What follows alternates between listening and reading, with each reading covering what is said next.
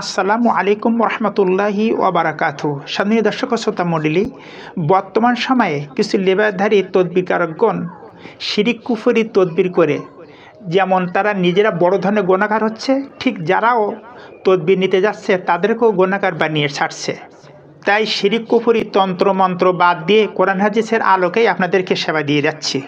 বিশেষ করে পরকিয়া, স্বামী স্ত্রী অমিল, সংসারে ঝগড়াঝাটি, সবসময় যেন সংসারে অশান্তি লেগেই আছে।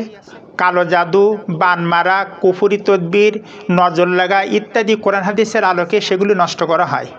স্বপ্নে ভয় পাওয়া, ঘুমের ভিতরে বোবায় ধরা, শিশুরা হঠাৎ করে কান্নাকাটি করা, শিশুদের অধিক রাগ বা জেদ, লেখাপড়ায় অমনোযোগী, বারবার গর্ভের সন্তান নষ্ট হওয়া, দীর্ঘদিনের মাসিকের সমস্যা, ভয় পেয়ে কোনো কঠিন রোগ হওয়া, বারবার বিয়ে ভেঙে যাওয়া, দুশ্চিন্তা, হতাশা, হঠাৎ ব্যবসায় মন্দাভাব, ঘেরভেড়ি, বাগানে ফসল ফলাদিতে, ব্যবসা ক্ষেত্রে মানুষের নজর লাগা, দূর থেকে জেনের দৃষ্টি দেওয়া, বাড়িতে জেনের উৎপাত ইত্যাদি বিষয়ে কোরআন হাদিসের আলোকে শারিয়াহ রুকিয়া করা হয়।